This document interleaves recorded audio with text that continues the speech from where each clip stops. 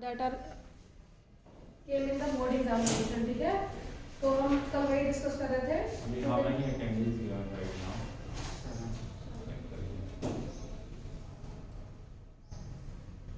7 7 and 7.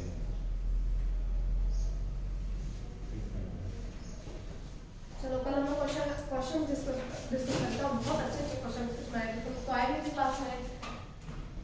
एक sample paper करा ली थी, बहुत अच्छे अच्छे थे इसमें से। उसमें ये था कि कुछ क्वेश्चन ऐसे थे जो बेटा आपकी क्लास वीडियो देख लेना कल की। कुछ क्वेश्चन ऐसे थे जो तुम लोगों ने 4 चैप्टर किसी ने नहीं पढ़ा ना सही से। कार्बन एंड कंपाउंड कल तुम लोग आया था, एक भी अक्षर कोई नहीं बोल रहा था। चलो आज स्टार्ट करते हैं ना।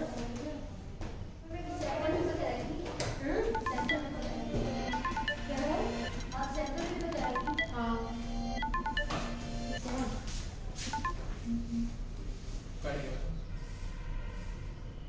आयुष सर कर रहे थे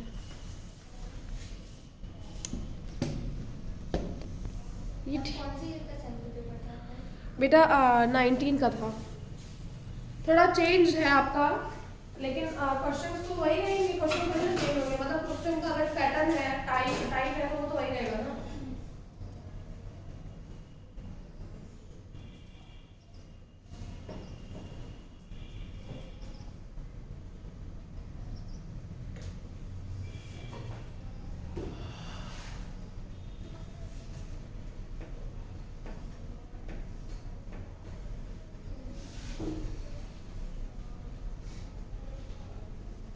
अच्छा 20 कहाँ गया साइंस?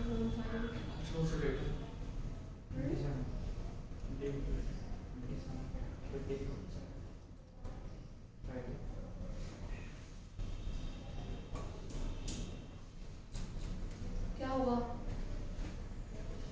आज फिजिक्स नहीं है। मैम आई नहीं है ना, मैम शादी में नहीं है। आज शादी बहुत हो रही हाँ? है। ये शादी बहुत हो रही है आजकल। क्या करेंगे? क्या नहीं जाना था ना? अच्छा ये बात है। नाम पहले ही डाउनलोड किया होगा ना। अरे यार नहीं, हाँ जो कल डाउनलोड किया था वो कहाँ यार, डाउनलोड में होगा ना। उसे डिलीट कर दीजिए। डिलीट तो नहीं करा था, कंट्रोल एस करा था मैंने। डाउनलोड करिए। ये है ना, देखिए ये तो ओपन नहीं हो रहा है। मैम वो उसको जो राइट क्लिक करिए, ऑप्शन देगा ओपन विथ, किसी में से कर दीजिए। ओपन विथ क्लिक करिए। माइक्रोसॉफ्ट ये तो था एज नहीं है। Google Chrome.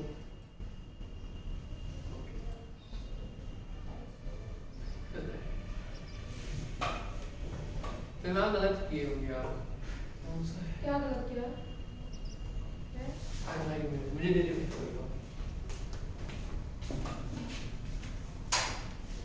Z2 वाली करो तो। ये तो 4th वाली है, फाइल नंबर 2। अभी ये बोर्ड का कैलिब्रेशन कैसा है आपका? Are you able to write properly और नॉट? सर लिख ले रही हूँ पर उतना अच्छा नहीं है। दिखाइए नीचे बेटा एक मिनट, कुछ डिस्टेंस पे, कितना डिस्टेंस पे आपका? अभी तो चल रहा है। फिर भी ठीक, एटलीस्ट बहुत पर ठीक है, 9 के कंपैरिजन में ठीक है। 9 वाला बहुत खराब है। डाउनलोड ही हो गया वो। तो वही कर लो ना, कौन सा है? अरे इसमें वो तो है जो कंप्लीट हो जाए पहले ही। सारी जो पहले डाउनलोड हो जाएगी। एक सारी क्यू है। हाँ वही रहेगी। उसके होते होते तो आपको छोड़नी पड़ जाएगी। ऐसा कुछ नहीं है। मैच नहीं पूछा कहाँ पे किए मैम आपने? एमजे? हाँ हाँ एमजे देखो, डाउनलोड पे। डाउनलोड में ही था। साइंस का होगा मैम। क्या चीज था? साइंस 1 करो। कौन सा डाउनलोड किया आपने? कंप्रेस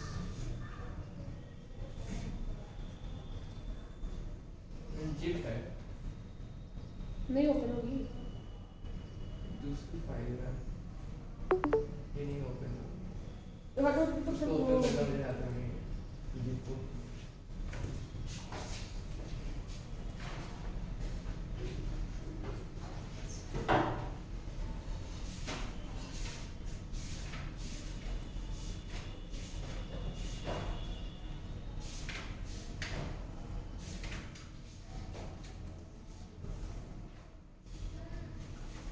कल किया था हमने 4 चैप्टर का बहुत अच्छे क्वेश्चन। हिस्ट्रिफिकेशन रिएक्शन याद है? हिस्ट्रिफिकेशन रिएक्शन जिसमें ईस्टर बनता है, इथेनॉल प्लस इथेनॉइक एसिड तो ईस्टर बनता है। हिस्ट्रिफिकेशन रिएक्शन में एक क्वेश्चन और आया था इसमें कि अगर आप हिस्ट्रिफिकेशन रिएक्शन को जो ईस्टर है उसका रिएक्शन सोडियम हाइड्रोक्साइड के साथ कराएंगे तो आपको क्या मिलेगा? Sodium ethoxide. नहीं ये तो फाइल करी है ना हमने। ओपन ही नहीं हुई। इनसफिशिएंट। मैम आप उसी में जाइए, पिंक पे जाइए, पिंक पे डाउनलोड हो गया अभी। नो माइक्रोसॉफ्ट जो वो है गोला टाइप है, हाँ ये है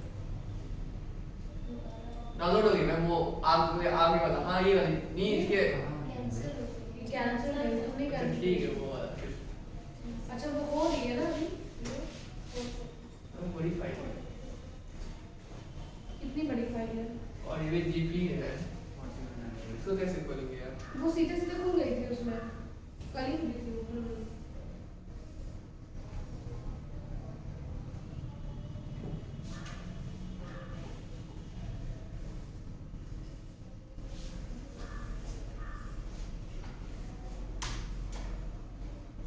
मैं तो हिस्ट्री में ले जाएगा।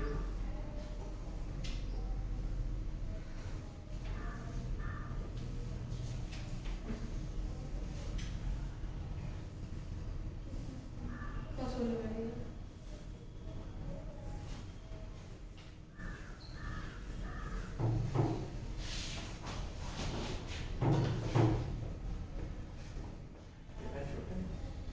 इसमें बहुत सारा है आपका एक रिएक्शन। इसमें एक ये भी पूछा था आपसे कि अगर आपका जो एल्कोहल है, ठीक है, नहीं क्वेश्चन ये था कि you are having a solution of alkaline KMnO4, you have taken a 5 ml of alkaline KMnO4, how will you prepare the solution of your 0.5% of alkaline KMnO4, ठीक है। तो कंसंट्रेशन ऑफ सॉल्यूशन निकालना था कि how will you find the concentration of alkaline KMnO4।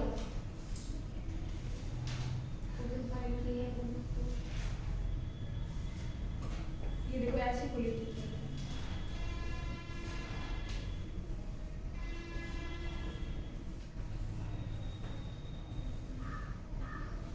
ये तो था question paper ऐसे रहता है हिंदी और इंग्लिश दोनों में, ठीक है। तो मैम हिंदी में पढ़ लेंगे नहीं? हाँ, ये देखो इंग्लिश में दोनों है। यही तो था शायद। हाँ यही है। हाँ। यही था। Name a cyclic unsaturated compound. Name a cyclic unsaturated compound. तो cyclic unsaturated compound में सभी बहुत सारे आपको पता है कि नहीं पता है राजवर्धन? cyclic unsaturated हो मतलब कोई भी कंपाउंड ऐसा बनाना जो साइक्लिक हो और अनसैचुरेटेड हो। इसमें सबसे अच्छा एग्जांपल तुम्हारा बेंजीन नहीं का है। इसमें जो मैंने बनाया था साइक्लिक तो हम पढ़ा, मतलब कि साइक्लिक तो बुक में है ही नहीं। क्यों नहीं है? देखो साइक्लिक में ये बना दो, बेंजीन बना दो। ये तो अच्छा बोलो, अच्छा चल रहा है, अच्छा चल रहा है।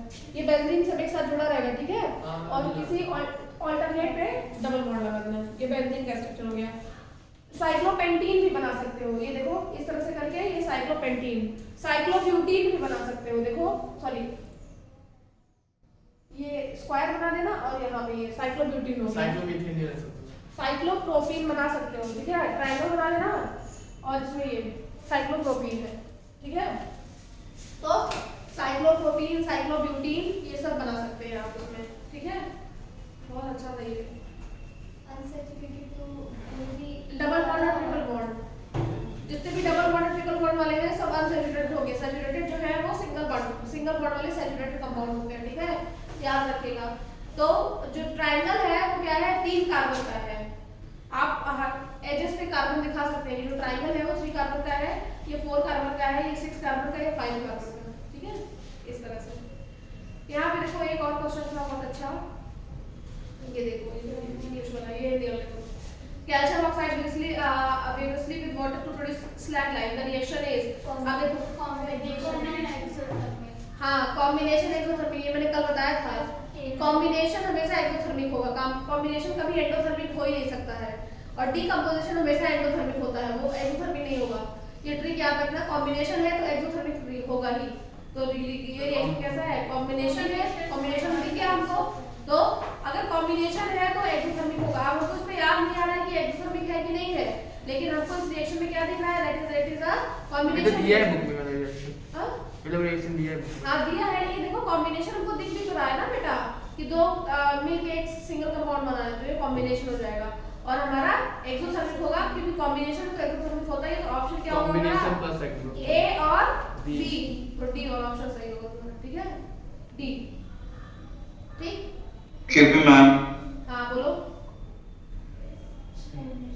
Ma'am, the screen is not visible from the starting of the class. Ma'am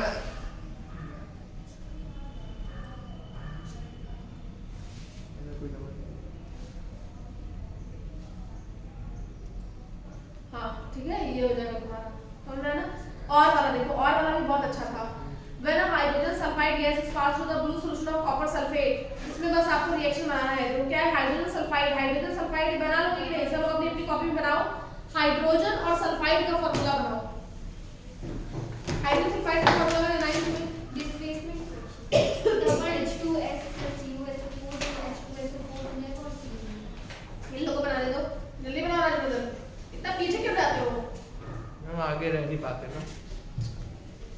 किसका है ना, हाइड्रोजन सल्फाइड गैस। अब देखो रिएक्शन कैसे बनाना है, आज हां डबल डिस्प्लेसमेंट। हाँ, पर हाइड्रोजन सल्फाइड का फार्मूला बनाओ, क्या हो जाएगा, फार्मूला बनाओ राजवर्धन जल्दी, कोई बताएगा नहीं ये लोगों उसको। सल्फाइड का कि सल्फेट, सल्फाइड मतलब सल्फर, क्लोराइड मतलब क्लोरीन, क्लोरीन मतलब क्लोराइड होता है ना। सल्फेट मत सोचना, सल्फेट और सल्फाइड में कंफ्यूज मत होना। सल्फेट मतलब SO4 हो जाएगा, लेकिन सल्फाइड मतलब सल्फर है तुम्हारा, ठीक है, क्योंकि क्लोराइड मतलब क्लोरीन है, ब्रोमाइड मतलब ब्रोमीन है, तो सल्फाइड मतलब सल्फर होगा। तो फार्मूला क्या बनेगा हाइड्रोजन सल्फाइड का, जल्दी बताओ। H4S H8S। हां पता याद ही आ रहा है। सल्फर का होता क्या है, बताना थोड़ा तो मुझे। सल्फर में क्या वैलेंसी होता है, कैसे बनाओगे। अच्छा ये रिएक्शन तुम मुझे लिख के दिखाओ जो इसमें है।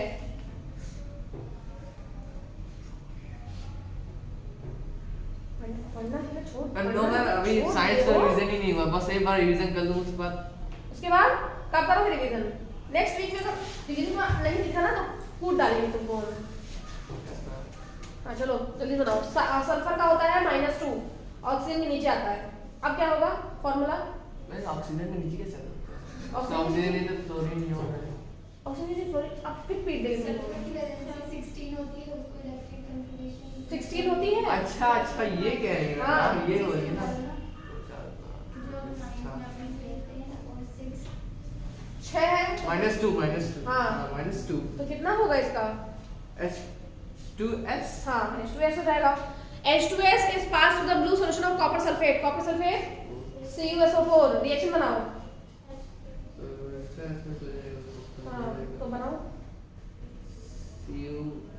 हाँ हाँ CuS प्लस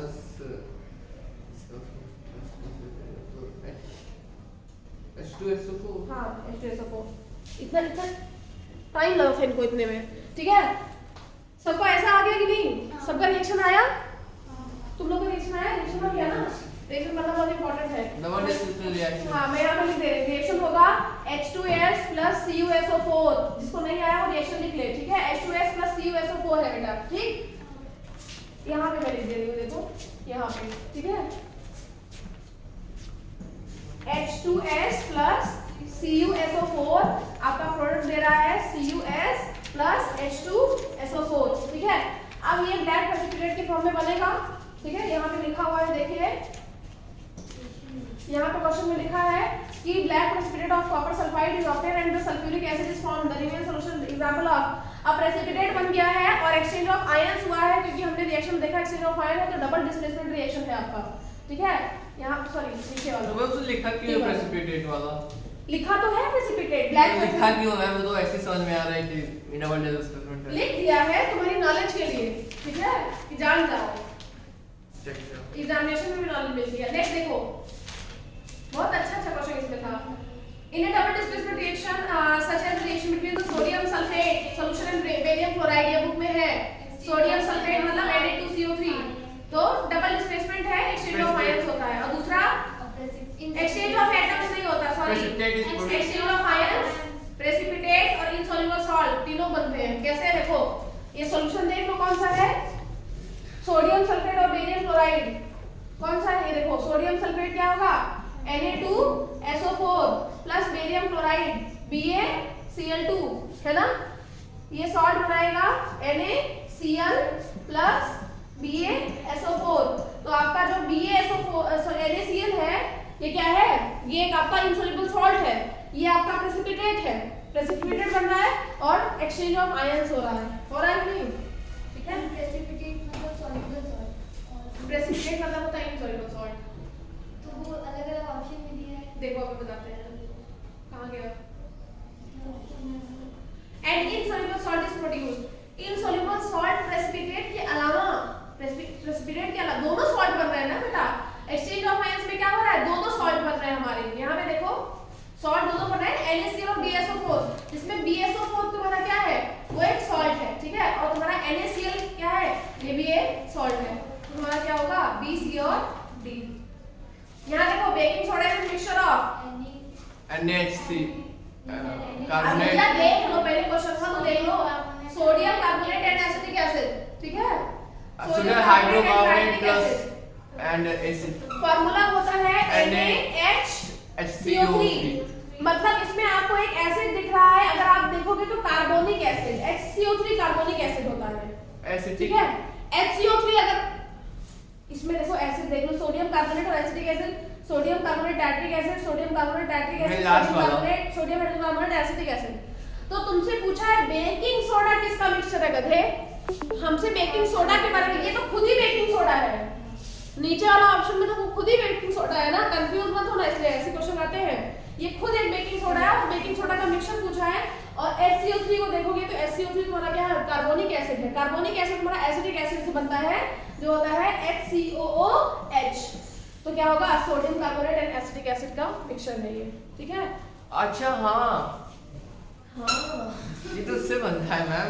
हाँ समझ में आ गया ना। ये देखो नेक्स्ट ऐसे क्वेश्चन आएगा, ये तो इजी है, लास्ट ऑफ पेरिस का फार्मूला हाफ वाला।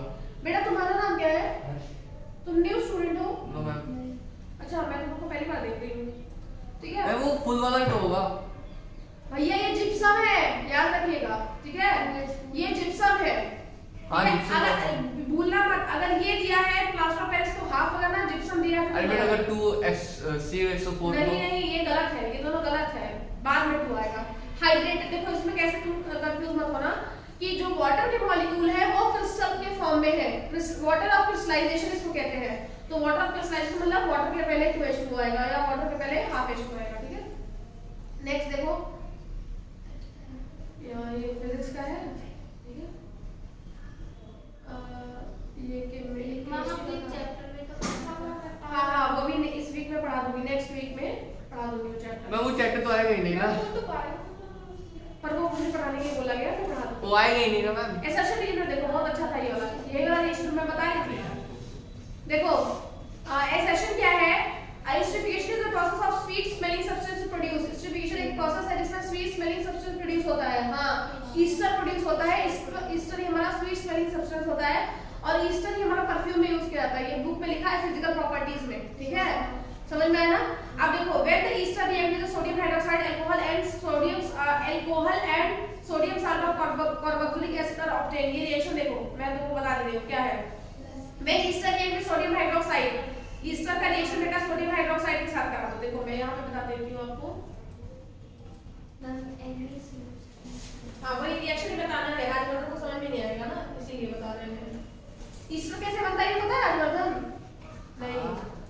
एक इथेनॉइक एसिड के साथ react करता है। तुम लेक्चर ही नहीं देखे हो, कम से कम एटलीस्ट वो जून वाला लेक्चर देख लो, उसमें मैंने बहुत अच्छे से बताया था। देखो क्या होता है, एल्कोहल, ठीक है बेटा, एल्कोहल रिएक्ट करता है इथेनॉइक एसिड के साथ, ठीक है, इथेनॉइक एसिड, ठीक है। एल्कोहल तुम्हारा क्या है, C2H5OH, और इथेनॉइक एसिड क्या है तुम्हारा, दिख रहा है तुमको, दिख रहा है नहीं? इथेनॉइक एसिड क्या है, CH3COOH। अब हमको इसका प्रोडक्ट निकालना है, बहुत इजी है प्रोडक्ट निकालना। मैं बताऊं कैसे, पहले इसको लिख लो, देखो CH3COOH लिख लो, ठीक है, ये लिख लिया हमने, एसिटिक एसिड लिख लिया। अभी मैं प्रोडक्ट निकालना बता रही हूँ आपको। C2H5OH को रिवर्स ऑर्डर में लिखो, रिवर्स ऑर्डर में मतलब पहले H लिखो, फिर O लिखो, फिर H5 लिखो, फिर C2 लिखो, रिवर्स ऑर्डर में लिख दिया हमने। इसका H और इसका OH बॉक्स बना दो, ठीक है, समझ में आ रहा है ना बेटा? यहाँ नीचे लिख दो -H2O, ठीक, -H2O करके आगे एरो बनाओगे, मतलब इसी के आगे एरो बनाना है आपको, ठीक है। जो बचा है बाकी को जोड़ दो, ये बचा है, ये बचा है, दोनों को ऐड कर दो, ऐड कर दो तो क्या आएगा हमारा CH3COO, यहाँ क्या बचा है H5C2, H5C2 रिवर्स ऑर्डर में किया था, तो यहाँ फिर से रिवर्स ऑर्डर कर देंगे C2H5, ये आपका ईस्टर बन गया। समझ में आया? कितना इजी है ना एस्टिफिकेशन रिएक्शन, सबको समझ में आ गया कि नहीं? मैम वो प्लस में होगा ना H2 या फिर -2? क्या ये -H2O है, यहाँ से पानी निकल गया हमारा, पानी निकल गया तो बाकी दोनों जुड़ गए, नहीं समझ में आया? मैम उसके बाद हम -H2 लिखेंगे। हाँ हाँ, इसके बाद +H2O, +H2O मतलब H2O बाहर निकल गया, ठीक है, समझ में आ रहा तुमको हर्ष? तो ये देखो, ये हमारा जो, तुमको समझ में आ रहा है कि नहीं? Yes ma'am.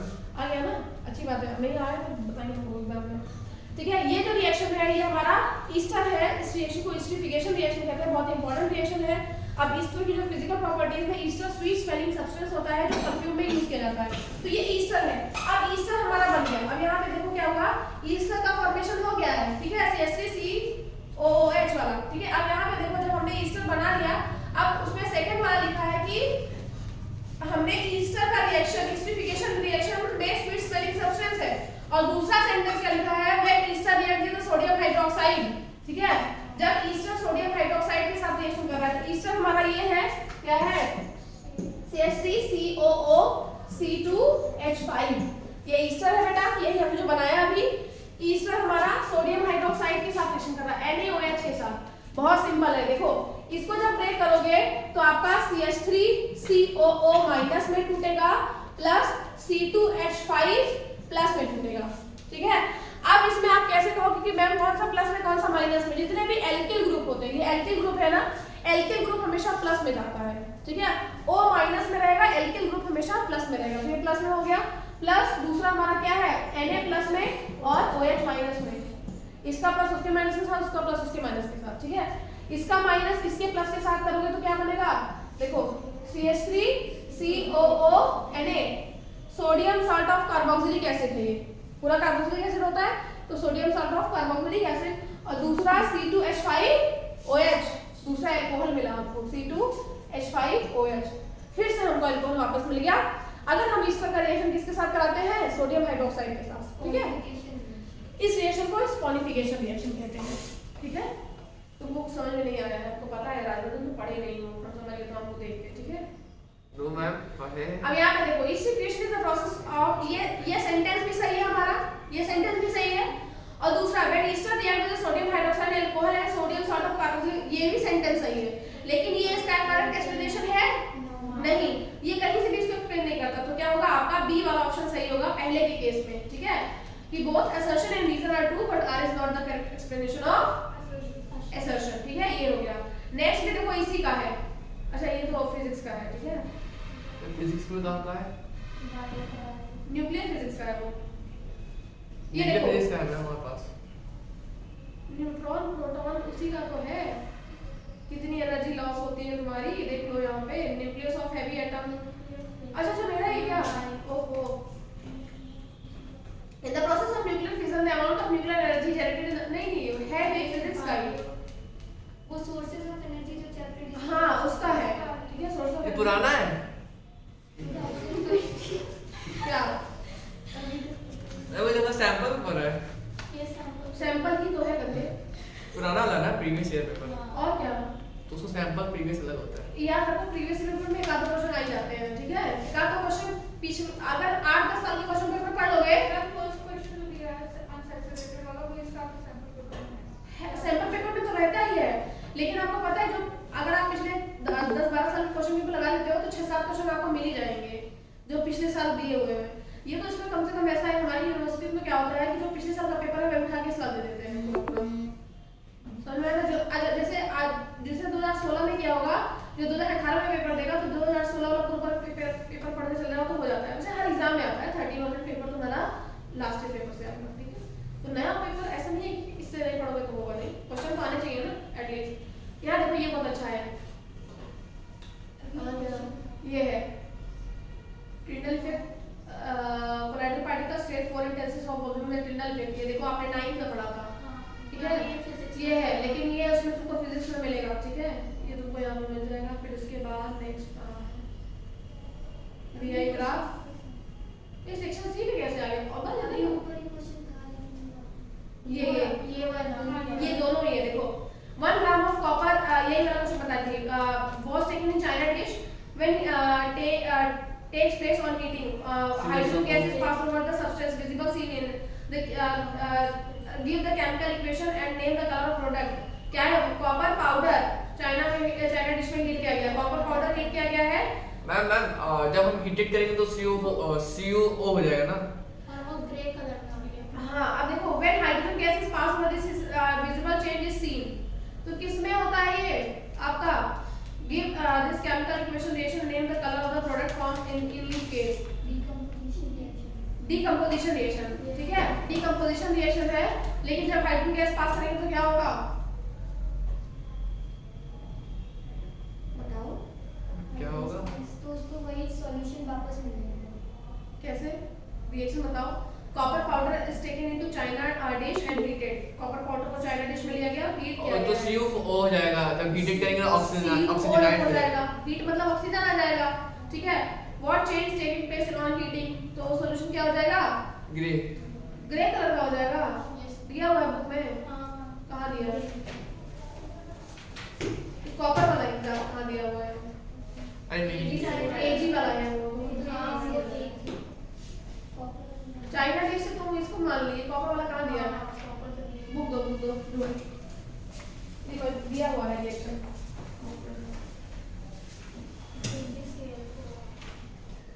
मैम ये oxidation copper is heated CuO, ठीक है। हाई आई सेम रिएक्शन है, फिर हमको Cu+H2O मिलता है। अब यहाँ पे देखो if hydrogen gas is passed over the heated material Cu, the black coating of copper coating on the surface turns brown at the reverse reaction takes place and copper is obtained, ठीक है। तो पहले के case में क्या होगा? the surface of copper powder become coated with the black copper second oxide, ठीक है। this is because oxidation to copper। ये है, समझे? तो क्वेश्चन देखो कहाँ से आता है, तुमको नहीं समझ में आएगा ना, बता देते हैं। देखो कॉपर पाउडर जो है चाइना डिश में लिया गया है, तो Cu का रिएक्शन हीट किया गया है, तो हमारा बना है CuO बना है बेटा, कॉपर ऑक्साइड बना है। कॉपर ऑक्साइड किस कलर का हो जाएगा हमारा? ब्लैक कलर का हो जाएगा। ये ब्लैक कोटेड हो जाएगा, क्यों? क्योंकि इसके ऊपर ऑक्सीजन कोटिंग कर दी है, कॉपर के ऊपर ऑक्सीजन ने कोटिंग कर ली, इसलिए ब्लैक कलर का हो जाएगा। अब क्या दिया हुआ है? When hydrogen gas is passed over this, तो हाइड्रोजन गैस क्या है? CuO plus H2, फिर रिडॉक्स रिएक्शन होगा।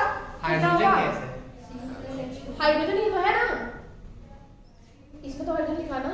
हाँ मैं हाइड्रोजन बोल रहा हूँ। हाँ, तो Cu+H2O। अब ये ब्राउन कलर में चेंज हो जाएगा, ब्राउन कलर में चेंज हो जाएगा, क्यों? क्योंकि वापस वो कॉपर में कन्वर्ट हो गया था। कॉपर का जो कलर सोल्यूशन पहले था ब्राउन कलर, तो ये ब्राउन कलर में हो जाएगा, क्यों? क्योंकि इसका कलर पहले से ही ब्राउन था, ठीक है। तो आपने नॉर्मल उसमें आ जाएगा। अब क्या लिखा है? Give the chemical equation for reaction, name the colour and the product in form in each case. Name the colour of the product form in, देखो कलर ऑफ प्रोडक्ट तो पहले केस में ब्लैक है, दूसरे केस में brown है। समझ में आया ना?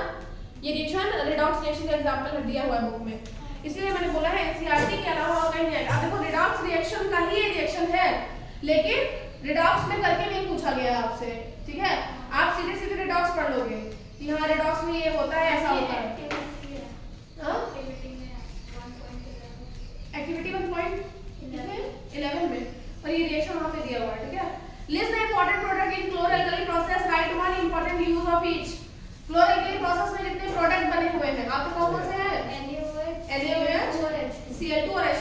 पर एक एक यूज लिखना है। यूज बुक में जहाँ लिखा है मैंने बताया, जो डायग्राम लिखा हुआ है उसी में यूज बना हुआ है, बुक देखोगे तो ना, समझ में आया ना। नेक्स्ट ये वाला क्वेश्चन में बता देते 3 ml of ethanol is taken in test tube, warm gently in a water bath. A 5% solution of alkaline potassium permanganate is added drop by drop to the solution in excess. How the 5% solution of KMnO4 is prepared? 5% कैसे बनेगा? तो concentration of solution निकालना है। 5% मतलब concentration ही तो निकालना बेटा।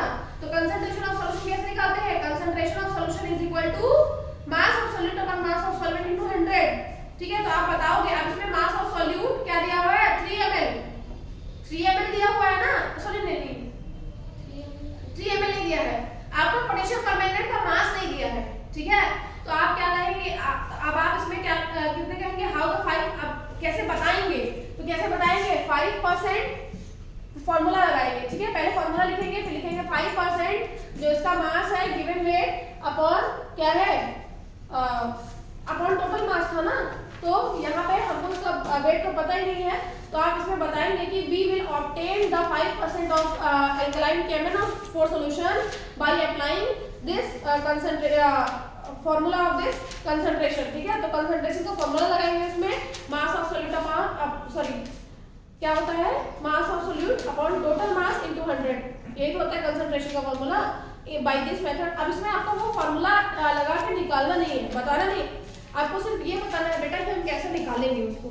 ठीक है, कैसे निकालेंगे? 9th में सीखा है कि नहीं? कंसंट्रेशन ऑफ सॉल्यूशन का सीखा है कि नहीं? मतलब याद है तुमको? यस मैम, याद है। बहुत अच्छी बात है, नहीं याद होगा तो बहुत। अब देखो नेक्स्ट है, अब नेक्स्ट है state the role of alkaline potassium permanganate in the reaction, what had happened in adding in excess। तो क्या होगा? रोल क्या है? ये ऑक्सीडाइज करा देता है। रोल क्या है? इट ऑक्सीडाइज द अल्कोहल, और एक्सेस में पास करा देंगे तो अल्कोहल को डायरेक्टली ऑक्सीडाइज करके किसमें कर देगा? कार्बोक्सिलिक एसिड में। ये रिएक्शन देखो मैं आपको दिखा देती हूँ यहाँ पे। ठीक है, ये जो रिएक्शन है वो मैं आपको यहाँ पे दिखा देती हूँ कि कैसे ये होता है। अच्छा मैं ब्रश कर देती हूँ।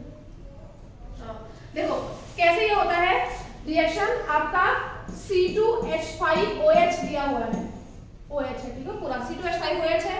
ठीक है, इसमें आप दो चीज डालेंगे बेटा, एसिडिफाइड K2Cr2O7, ठीक है, एसिडिफाइड पोटेशियम डाइक्रोमेट इसको कहते हैं, और दूसरा potassium permanganate, alkaline potassium permanganate दिया हुआ है बुक में। ऑक्सीडेशन रिएक्शन है। ठीक है, एसिडिफाइड आपका K2Cr2O7। अब इन्होंने K2Cr2O7 का इन्होंने यहाँ पे बात नहीं करी, इन्होंने बात किसकी करी है? KMnO4 की करी है। क्या पता ये आपसे क्वेश्चन में आप KMnO4 ना करके K2Cr2O7 की बात कर ले, तो याद रखना कि दोनों चीजें ऐड होती है, एक अकेले नहीं ऐड होता है। ठीक है, KMnO4 मतलब पोटेशियम परमैंगनेट और पोटेशियम डाइक्रोमेट, इसको पोटेशियम डाइक्रोमेट कहते हैं, दोनों साथ में ऐड होते हैं। ठीक है, जब ऐड होंगे तो अल्कोहल कन्वर्ट होगा किसमें? एल्डिहाइड में। जब नॉर्मल में होगा तो अल्कोहल एल्डिहाइड में कन्वर्ट होगा। अब देखो होता क्या है बेटा, एल्डिहाइड और कीटोन दोनों same functional group, same position पे आते हैं। ठीक है, बस अगर आपका कीटोन साइड में लगा हो तो एल्डिहाइड हो जाएगा, कीटोन अगर साइड में लगा है तो एल्डिहाइड नहीं हो जाएगा। देखो जैसे CO और C, ये बीच में लगा है तो कीटोन हो गया ना, ये कीटोन है, CO हमारा कीटोन होता है। अगर हमारा यही यहाँ पे लगा के हम C और O लगा देते हैं तो ऑब्वियसली यहाँ पे वैलेंसी कंप्लीट करने के लिए H तो लगेगा, तो एल्डिहाइड हो गया हमारा। ठीक है, तो अब हमको ये पता करना है कि कौन सा अल्कोहल एल्डिहाइड में कन्वर्ट होगा और कौन सा अल्कोहल कीटोन में। तो अगर अल्कोहल प्राइमरी है बेटा तो वो एल्डिहाइड में कन्वर्ट होगा। अब आप सोच रहे हो प्राइमरी अल्कोहल कौन होता है? ठीक है, और अल्कोहल सेकेंडरी होगा तो ये कीटोन में कन्वर्ट होगा। ठीक है, और एल्डिहाइड के बाद फिर ये कार्बोक्सिलिक एसिड में कन्वर्ट हो जाता है। ये स्टेप बाय स्टेप रिएक्शन है। ठीक है, स्टेप बाय स्टेप रिएक्शन की अगर हम बात करें, यहाँ पे देखो स्टेप बाय स्टेप रिएक्शन में क्या होता है, एक मिनट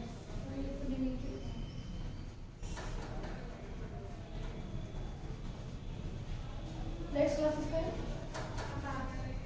बस रुक जाओ 2 मिनट। देखो स्टेप बाय स्टेप रिएक्शन में क्या होता है बेटा, sorry, step by step reaction में सबसे पहला आपका क्या है कि देखो C2H5OH आपका कन्वर्ट होता है किसमें? COOH मतलब CH3COH में, CH3COH में कन्वर्ट होता है। ठीक है, यहाँ पे जितने कार्बन के अल्कोहल होगा उतने कार्बन का एसिड बनेगा, ज्यादा और कम कार्बन का नहीं बनता कभी भी। स्टेप क्या होता है? C2H5OH कन्वर्ट होता है CH3 CHO में, पहले एल्डिहाइड में कन्वर्ट होगा और फिर ये कन्वर्ट होता है CH3 COOH में। ये रियल तुम्हारा रिएक्शन है, रियलिटी में ऐसा होता है हमारा, ठीक है। ये प्राइमरी अल्कोहल है, प्राइमरी सेकेंडरी टर्शियरी देख लो। अगर कोई भी OH ग्रुप ऐसे कार्बन से लगा है जो सिर्फ एक साइड कार्बन से हो, दो साइड हाइड्रोजन से हो, ये कार्बन देखो एक साइड कार्बन से है, दो साइड हाइड्रोजन से है, बाकी OH को छोड़ दो, एक साइड कार्बन से, दो साइड हाइड्रोजन से, इस कार्बन को प्राइमरी कार्बन कहेंगे, ठीक है। अगर कार्बन दो साइड कार्बन से लगा हो और एक साइड हाइड्रोजन से है तो उसको सेकेंडरी कार्बन कहेंगे, this is the secondary carbon. और अगर एक साइड, तीन साइड दूसरे कार्बन से जुड़ा हुआ है और एक साइड फ्री है अल्कोहल को जोड़ने के लिए, OH को जोड़ने के लिए, तो ये टर्शियरी कार्बन है, ठीक है। तो तीन टाइप के कार्बन पाए जाते हैं, प्राइमरी, सेकेंडरी और टर्शियरी। दूसरा वाला सेकेंडरी, अगर कोई भी कार्बन दो साइड से कार्बन से घिरा हो और दो साइड फ्री हो, फ्री है, दो साइड फ्री है तो सेकेंडरी, और तीन साइड से घिरा हो, एक फ्री हो तो टर्शियरी, और एक साइड से घिरा हो, तीन साइड फ्री हो तो प्राइमरी। तीनों साइड से नहीं, एक साइड बाकी, एक साइड हो तो प्राइमरी, ठीक है, समझ में आ गया ना। तो ये देखो, इसमें देखो कि स्ट्रक्चर बना तो प्राइमरी अल्कोहल है, प्राइमरी अल्कोहल आपका एल्डिहाइड देगा। अगर ये सेकेंडरी अल्कोहल होता तो आपका कीटोन दे देता, कीटोन देके तब कार्बोक्सिलिक एसिड देता। लेकिन क्वेश्चन में क्या है कि what will happen when we add the excess of KMnO4, excess करेंगे तो ये दोनों बीच के स्टेप स्किप हो जाते हैं, तो सीधे वो कार्बोक्सिलिक एसिड में कन्वर्ट कर देता है, ठीक है। ये है आपका यहाँ पे, तो सीधे it will convert into the carboxylic acid, ठीक। ये हो गया। Right the chemical equation for this reaction, इसका केमिकल इक्वेशन आपको लिखना है, जो मैंने अभी बताया वही केमिकल इक्वेशन है इसका, बुक में दिया हुआ है एकदम टॉप मोस्ट पेज, ठीक है। नहीं ये डायरेक्ट डिलीटेड पार्ट है, नहीं अब नहीं है डिलीटेड, मैं हर दिन डिलीटेड बदल रहे हैं क्या? बेटा डिलीटेड है, लेकिन तुम देखो अब तुम्हारा यहाँ पे ऑक्सीडेशन करके नहीं पूछना है, रिएक्शन कहीं से भी दे सकता है, मैंने आपको यही बोला है, ठीक है। रिएक्शन कहीं से भी दे सकता है, यही तो सबसे, यही तो तुम लोग गलती मैथ्स में कर रहे हो कि डिलीटेड है पर उसका मैं तो देखिए पढ़ रहा हूँ कुछ। हाँ